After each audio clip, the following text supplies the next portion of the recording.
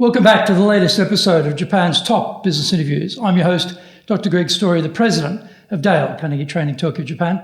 My special guest today is an old friend of mine, Takahashi, Hideyuki-san, who's also a fellow Rotarian with me in the Tokyo Rotary Club. That's right. Thank you very much for joining me today, Takahashi-san. Well, thank you very much for having me today. Yeah, thank you. And, you're running a big organization here at State Street. You're the chairman.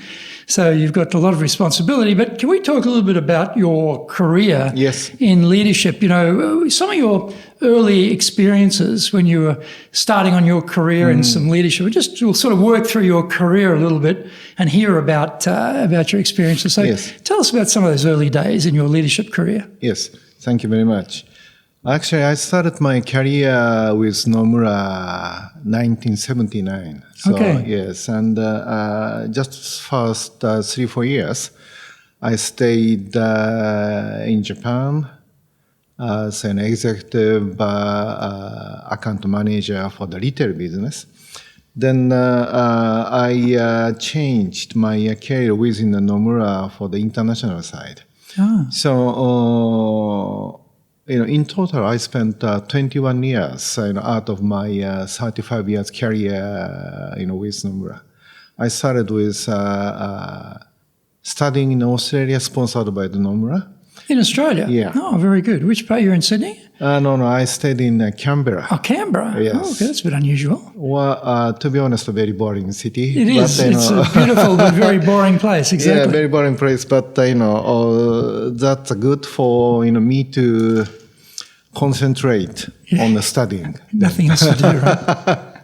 Then directly after that, I moved to London as equity sales. Right. So there is a time, Plaza Agreement, 1985 Plaza Accord, yeah. That's right. So a lot of foreign monies actually moved to Japan. And also, Japan is also changing after the very strong yen appreciation. So very dynamic, timing. Then after that, I directly moved to Amsterdam to open up a sales office in Amsterdam. Okay. Then after that, I moved to Luxembourg to open up a Nomura Bank Luxembourg. That is a global custodian of the Nomura Group. Right. So this is very, very, fast experience for me because I was, equity, broker sales. So to build up a licensed bank in Luxembourg was actually very challenging. And also I started, just by myself and hired people and also, even negotiated office space. So, and also negotiated with regulators to get the banking license. All these very, very challenging but quite, interesting experience for me. So when you were in London, were you running a team at that stage in London, or did that come later? That come later. So when you get to when I moved to Amsterdam, I built up my sales team. So from zero? Yeah, from zero. And you hired people in to join Nomura. That's right. So here's very interesting. You're a Japanese executive in Amsterdam, hiring presumably foreigners, I guess, most of the time foreigners, right? So what was that like? That must have been, how did you find that was challenging about how to determine who to hire, because foreigners are quite good at presenting themselves, unlike Japanese who are usually not very good. They're all pretty good. I did this and I did that and I'm fantastic.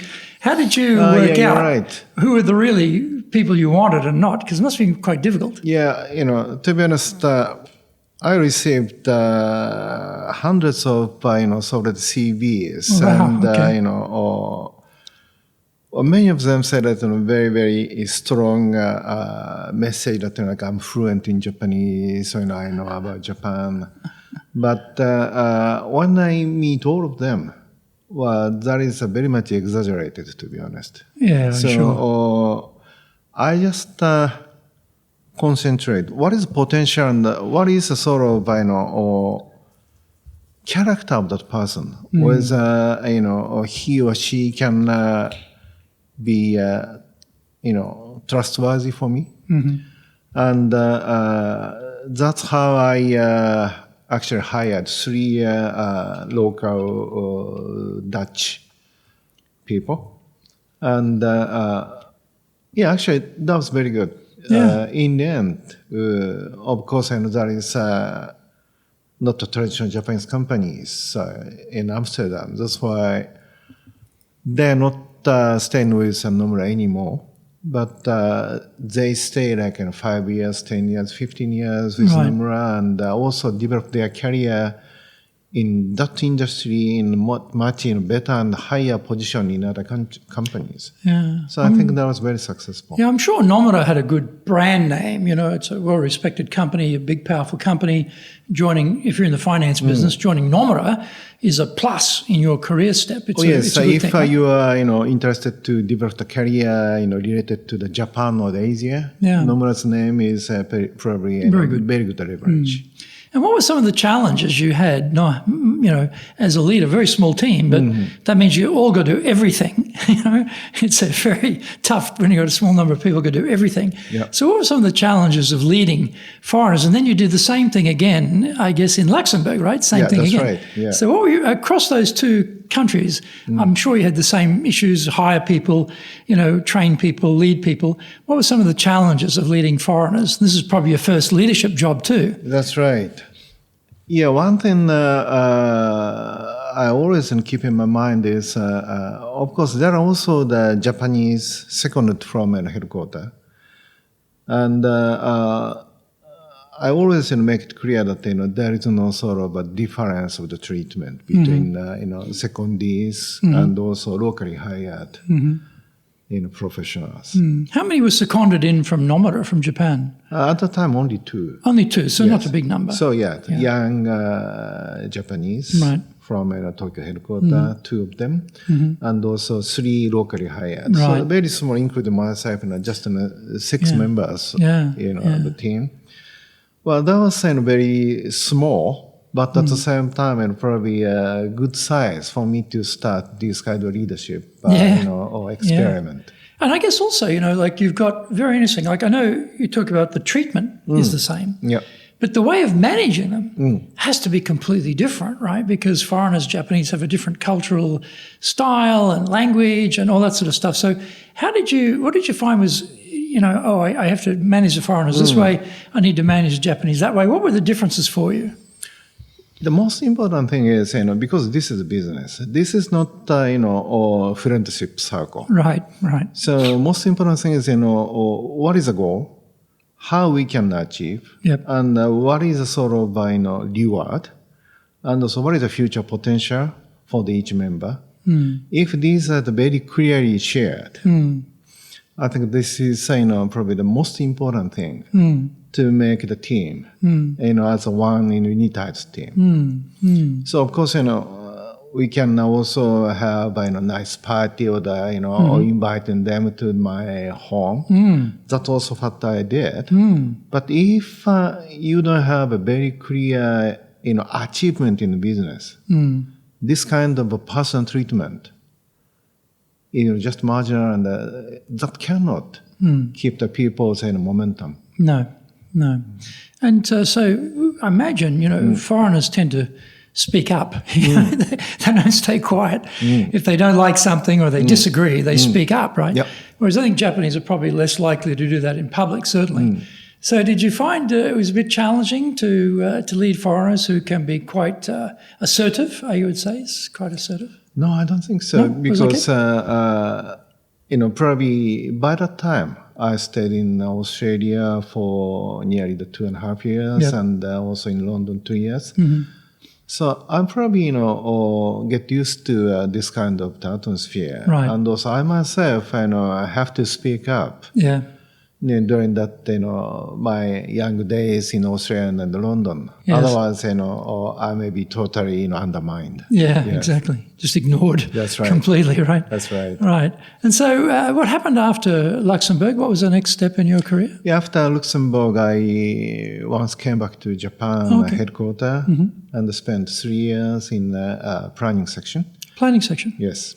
It's a very classic Japanese rotation that you do. You've opened offices in Europe. Exactly. Now you go into the planning section. That's right. That is quite traditional Japanese style. And, rotation, that is an international planning department. Yeah. And how many people, you were running that department? No. I was number 2, number 3 of that department. Right.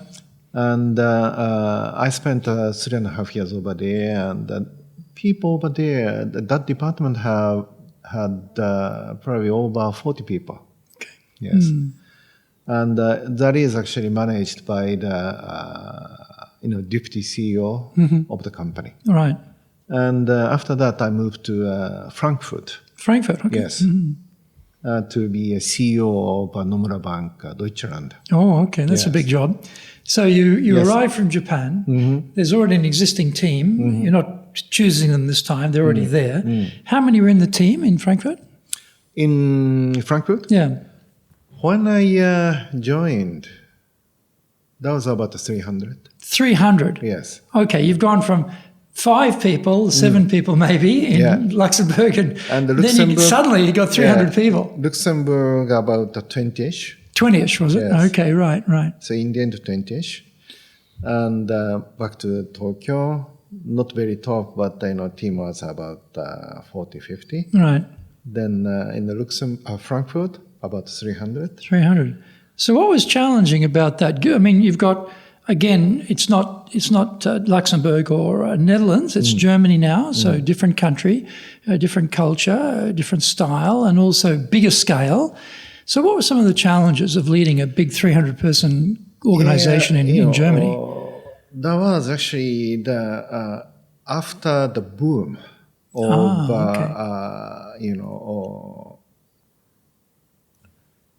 how do you call it? Unitization of the East and West, Germany. Oh, okay. So when it had happened. So when they reunited East and West Germany, okay, right. So when it had happened, many people were so excited. Right. And also Nomura put a lot of resource in Germany, believing that Germany may be the center of the Europe, not London. Right. So too many resources, but then after this boom is gone, when I arrived in Frankfurt, what I had to do is restructuring. Oh, Yeah, so I have to cut people. Yeah. And also I have to deal with litigation. Right. So this is, and also in general, labor law. Yes. In Germany is very, very strict. Right. So managers are very reluctant to cut the people. But if we don't do that, there is no way to survive. So when you in any organization, when you have to let people go for business reasons, economic reasons, not performance reasons, about economics, the people who are left always wonder, am I next? Is it going to be me next? They have a lot of anxiety, worry. How did you calm things down? You must have known that, okay, we needed to cut a certain number of people, but then that was it. We knew what the base number was. We're going to keep going. But the people who are left have a little bit of not so loyal anymore, maybe worried about the future, can't trust Nomura, they're going to sack me too, I'll be next. The next round, it'll be me. How did you go about calming people down and getting them to become motivated to work hard? Yeah, I think there are two, different points. One is if you just, generally, or slim down the whole department, people's anxiety will stay. Right. Yeah, because, it doesn't give any clear message to the people. Which business line, stays and which business line will not, commit anymore. So this kind of a very clear, selection, which one, we still keep our resource and also focus, and which one will exit from this business. Right. If this is clear, sort of general anxiety among the people will disappear. Right. So they realize, okay, this particular section is basically being removed, but the other sections are going to stay because the business needs them and doesn't need this one. So that's a bit easier to understand that you're not going to get cut because your section's still required. That's right. And I guess if you're in that section and you realize that, well, the business direction has changed and I'm not going to be part of it, it's not your fault. It's not your individual accountability for your performance. It's just the whole thing goes. So I guess in that sense, if you're looking for another job and you say, well, my whole section got eliminated, the new person says, oh, well, okay, that's understandable. And they don't have any prejudice against your application, I guess, So that must have been hard, though. You meet the new boss, oh, by the way, you're fired. That's pretty tough. Yeah, it's very tough. And the second point is, once you decide, no compromise. No compromise, right. Yeah, because, when I joined, there was already the litigation. And in general, Japanese companies, don't like to have this kind of litigation. No. So if they can pay some extra, they want to finish as soon as possible. Yeah. But if we do that, then there is no way to deliver the clear message to the people. People may say that if you complain and stick to this kind of complaining and just threaten people or the management about low case litigation, you may get more. Comes a negotiation tactic. Right. So to wipe out this kind of sort of the negative mood among the people. First I did was, I negotiated with very top management of the Nomura that, look, we never did this kind of litigation in Germany, but I want to do it. This is the only way to make our stance very clear. So once you've eliminated some sections or a section, now you get back to business. So what was your approach to the people who were left? How did you try to give them some courage, some motivation to push hard? What were some things you did to rebuild the team? Yeah, to be honest, at that time, probably I was not very good at. Oh, okay. Why do you say that? Yeah, because if I look back, now, probably there are a few things that I should have done. Okay, like what do you think you should have done? For someone who's facing that same situation one day, that is probably what would be some advice for them? What should they do? Yeah, that's probably constant and clear sharing of the information, right? Including my vision and also direction of the company. Like, town hall type of things. Right, okay. And also more sort of,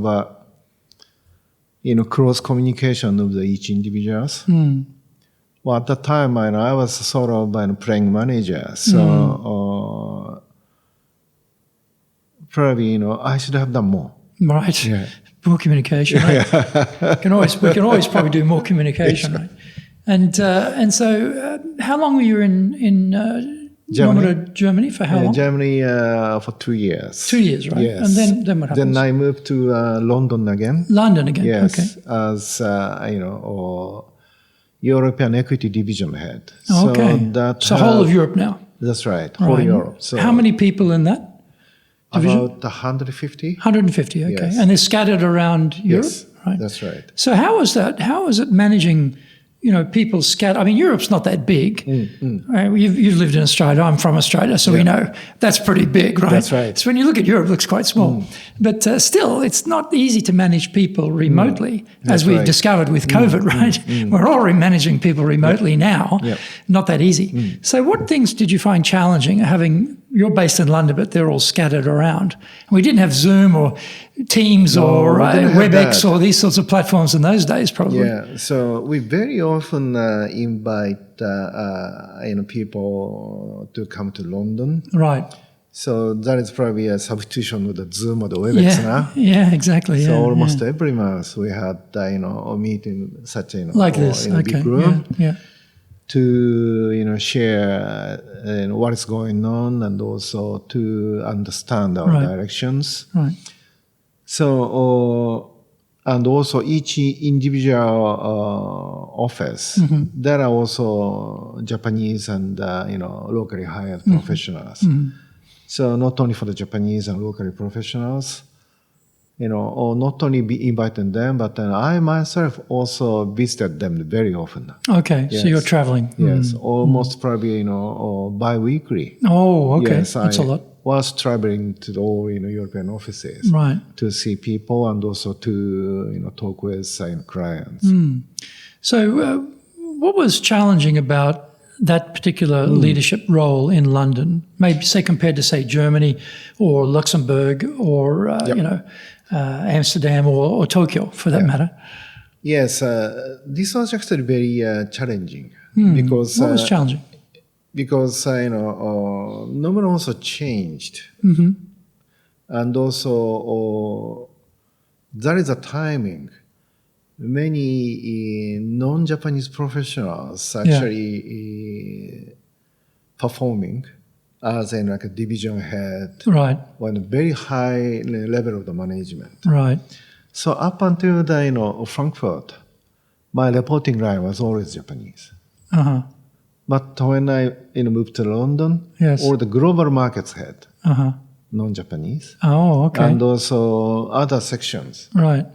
Of the European Nomura European division, not many Japanese. Right. Many so what was that like? You're reporting to foreigners now. As a member of the team, what was different for you about that? Yeah, the first that was my English skill.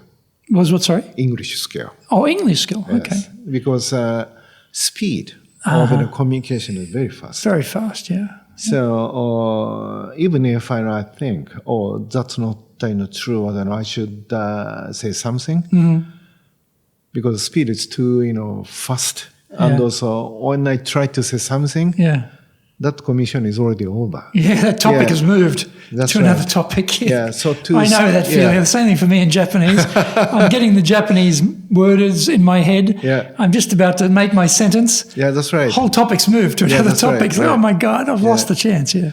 So I know that feeling. To cut in, immediately, and also to, raise the issues, to make them understand what I believe. That was challenging, especially first 3 to 6 months. That was very challenging. But that was very, very good, sort of learning, or so the experience for me. So what happened after London? After London, I spent 3 years in London, and I moved to New York. Oh, okay. Yes. So this must be interesting. You've gone from the Europeans to the English, now you're with the Americans. This is again Nomura in New York? Yes, Nomura New York. And what are you running New York at that time? That's right. So I stayed 7 years in New York. Okay, a long time. First 2 years. I was number 2 COO. Okay. And 5 years I was the CEO, very top.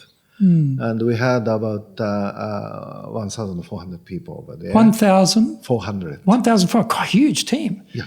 So what's it like running 1,400 Americans? What's that like? That was also very different from, running team in Europe and also in London. Yeah. What did you notice is so different? What were the differences?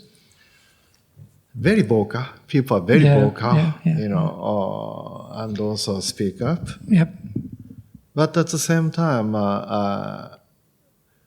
you don't have to worry too much about, meaning between the lines.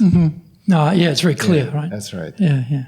So straightforward, and it is tough, but at the same time, sometimes it's very simple. So, and also, very big difference was, because in U.S. is a country of the, immigrant. So they don't care whether, or this person came seconded from Tokyo headquarters or they locally hired. Stuff is stuff. So how, or you are fairly treated, equally treated. Yeah. This is very, very important. This is probably a different thing from the European, but culture-wise. European people have more sort of matured, understanding. Oh, they came from the Tokyo headquarters, but then forget about them because they will go back to the headquarters in 2-3 years. Okay. So they're very pragmatic. Yeah, that's right. About their relationships. Yeah, American people in general say no, or his performance and my performance same, and why his title is higher than mine. Right. Well, this is very simple. Yeah. But very, sort of the correct question. Right question. So it's a meritocracy. It's based on your performance. Right. It's based on your abilities. Yeah, that's right. Doesn't matter where you came from. Doesn't matter what your nationality is. Judge us on our capacity to perform, right? Yeah.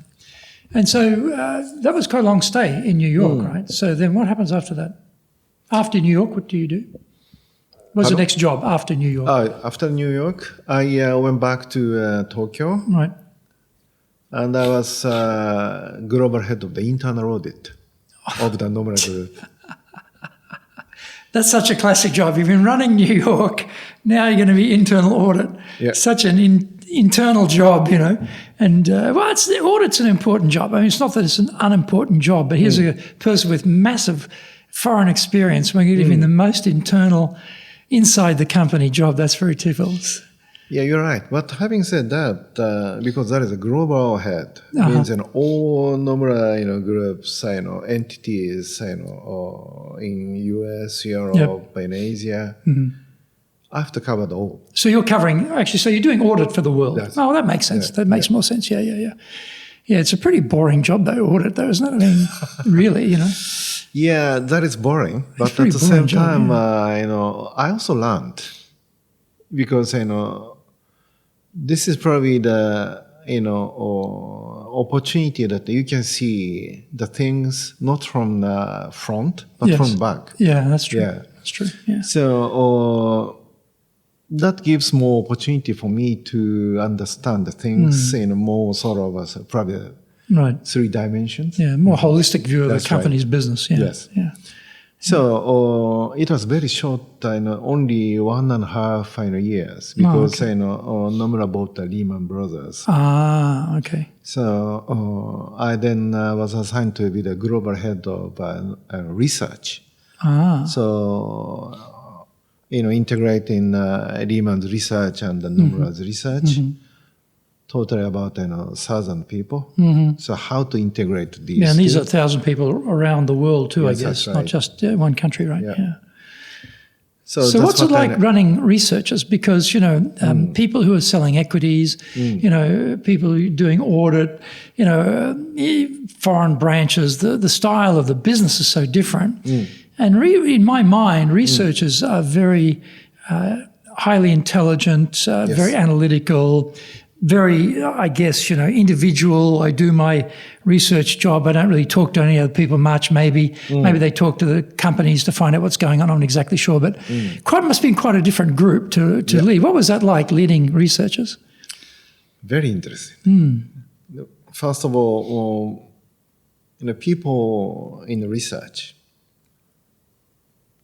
in Nomura or then Lehman, anyway, probably most of them believe they are probably the smartest people in the world. Right. Yeah.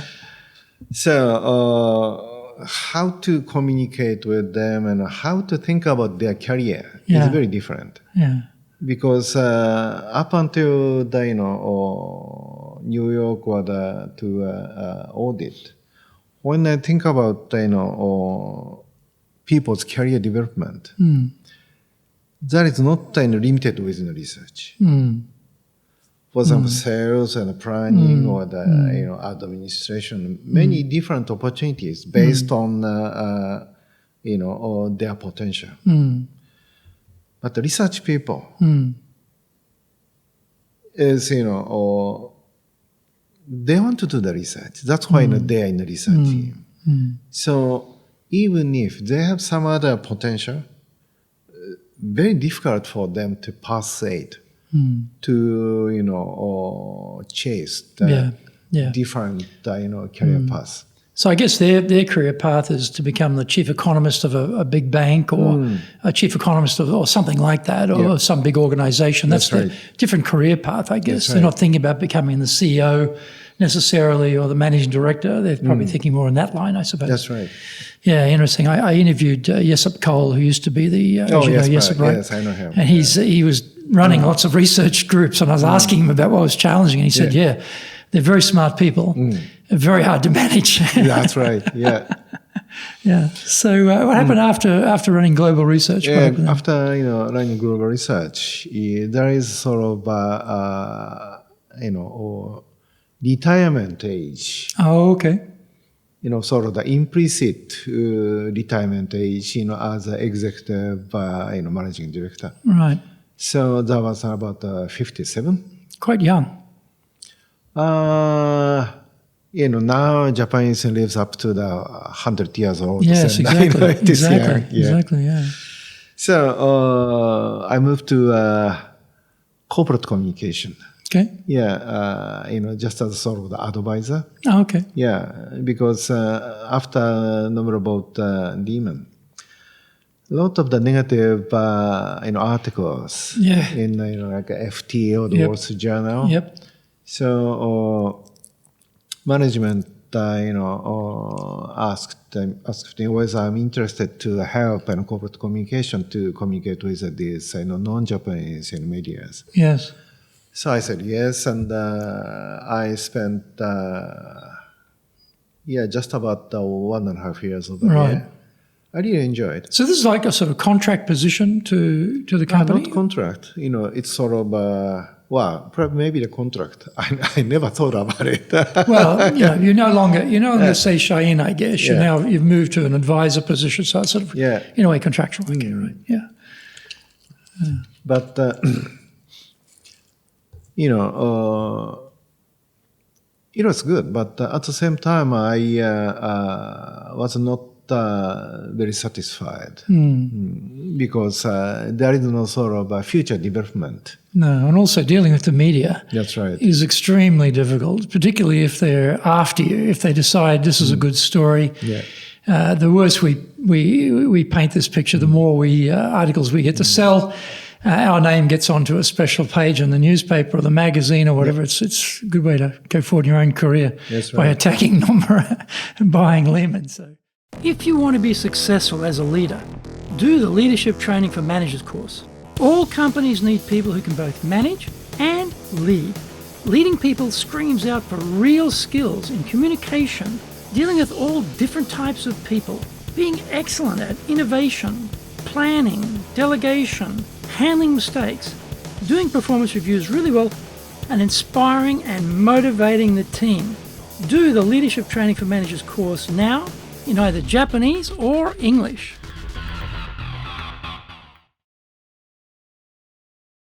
Are you doing business with Japan? Do you really know how things work? Japan Business Mastery provides the answers. Do you have the right networks and know how to create them? Do you know how to get on the same wavelength with Japanese buyers? Do you know what being trustworthy looks like from the Japanese perspective? Japan Business Mastery is based on more than 30 years' experience in Japan and will become your go-to guide. Want to succeed in Japan? Buy Japan Business Mastery now. I can understand that. So what happens after that? Yeah, so then, I moved to the State Street. State Street. Right. That was about 7 years ago. 7 years ago, right. So again, your position here is as chairman. Yes. So you're not necessarily running the day-to-day. There's someone else is running that, right? So you're overseeing everything. So there is a country head here, and he's running the day-to-day. 100 people here, and no, country head is here. Oh, country head is already here, right? So they take care of all the day-to-day. That's right. Right. So if you think back in your career, what things have you seen? If you think about getting getting teams engaged, be they 5-person teams, 20-person teams, 300, 100, thousands of people. What things have you found that work well to get engagement, get people really engaged to work hard for the company?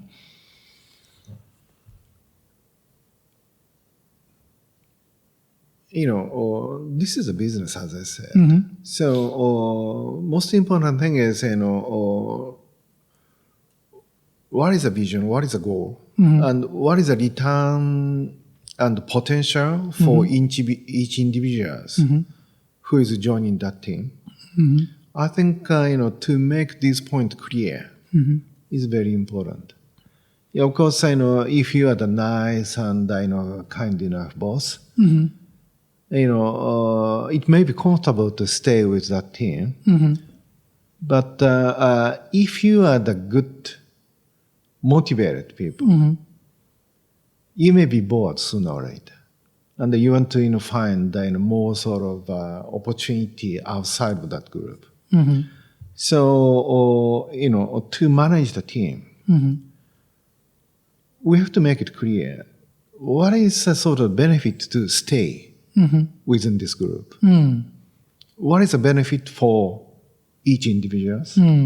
And also, that is also directly and indirectly better for the organization.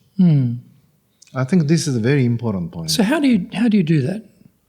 Well, to do that, first of all, as I said, I have to make it clear that what is a vision, what we do, what is a plan, and what I'm doing, and also how it is developed and what is done or what is not done, and also what I need to do from now on, and also what is the role and the accountability of each individual who is in that, and also what is the future potential career of those members in that group. I have to make this point clear to all people. And so in terms of getting that message through, because when you've got 5 people, 20 people, it's reasonably easy to do.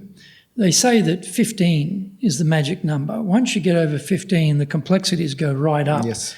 And the communication difficulties go up as well. And when you get to 300 people, 100 people, 1,000 people, it just keeps getting harder and harder. That's so right. What things have you found work well to get your message across to people at scale?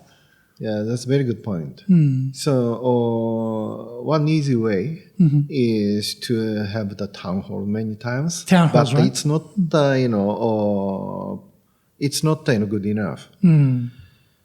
Most difficult, most challenging, but the most important thing is how you can have good and also trustworthy cabinet, middle management. Under your organization. Right, direct reports, yeah. That's right. Right. That is very important. Right. If middle management do not understand this vision or they do not care the people, or not capable to do that, it is very tough to cascade down what I'm talking about to working level. So how you can find the middle management? Of course, the middle management is also the sort of candidate to be the top management. Yes, yes. So how to find and train and also motivate these middle management so that they can do what or exactly same as what I'm doing to these people, to their staff, is very important. And how do you train those middle managers? How do you motivate those middle managers? Well, that is. Exactly the same as what I said. Anyway, of course, we can be the friend, but this is a business. So based on friendship, we should have the very clear, goal, what they want to achieve and what, I want them to achieve. And also what is the future, prospect for them. It doesn't necessarily mean that that should be done within that organization. Right. Yeah. In the end, that may be realized outside of this organization. That is fine. Yeah. Right. You're developing their careers. That's right. Wherever that may lead them. That's right. So what about getting creativity? I mean, people are creative. No question about that. Everywhere, people are creative. But often the systems or the leaders don't help the creative process. Actually, they stop the creative process in many cases. What have you found has worked well to encourage creativity in teams that you've been responsible for? That is speak up. Get them to speak up, right? Yes, Okay. Yes. Many Japanese people, not trained or they're not educated to say something in a big meeting. Yeah. They very often think, this may not be the right question, or this may probably damage the mood. The wah. Yeah, that's right. Wah. Don't destroy That's the right. harmony. Yeah. So that's sort of wrong. You have to encourage people to speak up. Probably you are in Japan for a long time, so when the foreign people first go to the karaoke, Yes. they are very, very shy. Yes. But once they start singing, they don't give the microphone to the others. That's same for the Japanese people in business meetings. Yeah. Once they are motivated, Yes. they can make it. I can do it. Yeah. Yeah, and also I very often come across a situation that in New York or or other countries, there are meetings like a 50% Japanese, 50% foreign people. No, Japanese people, say anything. But once one of them says something, all others are trying to say something. Yeah. Yeah. Yeah. So do you use the sakura technique of getting someone to be, hey, can you go first and just start the conversation going? Do you set that up before the meeting? Yeah, no, we don't do that. Don't do that, okay. We have to educate young people to be the first penguin. One of the things, though, I think for hesitation to speak up or to put ideas on the table is fear of mistakes, fear of criticism from others, And so, generally speaking, how we handle mistakes or how we handle not so great ideas is very important, because sometimes people will say something which is actually not a very good idea. It's not very practical. Our experience tells us this is not going to work. However, somebody else hearing that thinks, well, that'll never work. But if we change it like this, we could do this. Yep. That thought would never have come out without that first idea that wasn't such a great idea. So we've got to encourage people to, as you say, put out their ideas without criticizing or killing them. So what have you found worked well to make that happen? First of all, I don't think the reason why they don't speak up is not because they are criticized. That's, probably more that, they want to be the same as all others. Oh, okay. Don't stand out. Yeah. Right. They want to be, the different from others. So, of course, just the name of, diversity and inclusion. Yes. It's a beautiful name. Yes. But, it's not existing in Japan yet. No. Many Japanese people, even young or then old, they want to be the same as others. Yeah. Fit in, blend in. That's right. So we have to change that, different is good. Yeah. Not same is good. Yeah. This kind of a mindset change is more important. And in terms of, it's sort of related, I guess, if you're motivated, if you're engaged, then you'll want to come up with ideas. If you've got the right environment, then you can come up with ideas. It's all, again, comes back to trust, though, doesn't it? So what have you found worked well to build trust in teams?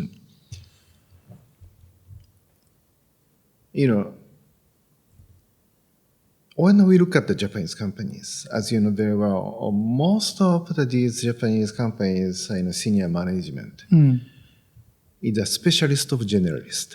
Specialist of being a journalist. Yes, that's right.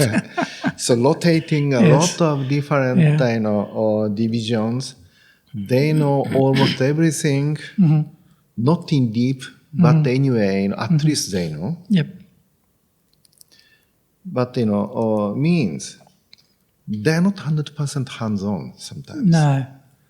So to have trust from these, not just a very specialized or skill or more competitive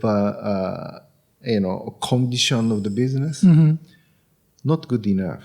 And also it takes more time because they're the generalist. To build up a relation with them takes really time. Whether they can really believe as or person, as a one each individual. If you don't believe or you don't trust counterpart, it is quite tough to decide something. So number one, it takes time. Takes time. And also, we have to understand that most of them are generalists. So even in this company, sometimes say, "Oh, this is the best, or this is the best condition," and they understand, what we are offering. Then why they don't say yes? They don't, our people do not understand.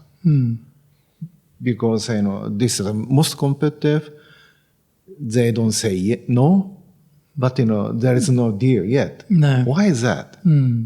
But this is partly because, unless otherwise, they fully trust the counterpart, as an individual. Yeah. Quite difficult. But once this kind of relation is fixed, they don't change so much. And how do you build that trust? Well, it takes time. Even so, sometimes it takes 5 years, 10 years. Right. So it's a very long-term Yes. So thing. 5 years, 10 years, and not necessarily to visit them every day or every week. No. Not necessarily to invite them to the big dinner or golf every month. But whether you can really bring or some good idea or sort of a news, which is probably better or than useful for that person. And if this kind of relation continues, even if the frequency that you see that person is only once or twice a year, Yes. you can build up The trust. the trust. Okay. What about building culture in organizations? We know that every organization has a culture, but you as the leader, you're trying to build your own version of that culture because we all have preferences, we all have ideas, we have our own thinking about what that culture should look like within the framework of the company culture. You can't have a separate culture to the company, but within that framework, we want to build our own version of that culture. What have you found works well to do that? There is a mixture of new blood and also, long-staying so-called loyalty type of people. Monoculture is comfortable, but monoculture is very vulnerable. So to change that, we always need new blood from other industries or other companies. Of course, this private ratio maybe just 50-50. But sometimes with organizations, if you don't have a strong internal culture and then you bring people in from outside, they bring all their mini cultures from their existing organizations, and then there's no culture. There's no dominant culture within that organization, in that section or in that division or in that company. So how do you go about making sure that all of those mini cultures get subsumed into the main culture that you want as the leader? How do you work that? What works for that? Greg, I'm not to be honest, I'm not a strong believer of corporate culture. Okay. Yeah, because this is the business. Make money and also to contribute to the society and also to make it happy those who are working in that company. The most important. To achieve that, you need some kind of sort of a culture. But this culture can change. From time to time, based on situation and also environment. So corporate culture is when people are convinced that this organization with these people we can have the future and also there is a benefit to myself as well. I think corporate culture can be built up rather organically. Organically, right? Yes. Okay. And of course, to do that, very top management should always deliver the vision and the direction, and also there should not be any sort of the information gap. Nobody should enjoy the arbitrage of the information. Okay. So if we were going to give some advice to someone who's being sent out to Japan to run a company here, organization here, what would be some advice you'd give them? Yes, one is when you hire the people. As I said, not many Japanese are so good at speak up in English, and very often, foreign managers say, he's not capable, or he's not good. But that's not true. So you really have to find what is the real value of these traditional Japanese employees. Otherwise, if you just hire and also evaluate fluent English speaking Japanese, well, that is good, but it doesn't necessarily mean he or she is a very good talent. Sometimes this is sort of a gap. The evaluation from the Japanese managers and the foreign managers. So this is one point that what is the value of the Japanese employees? You should take time and also sit down with them to fully understand what is the real value of Japanese staff.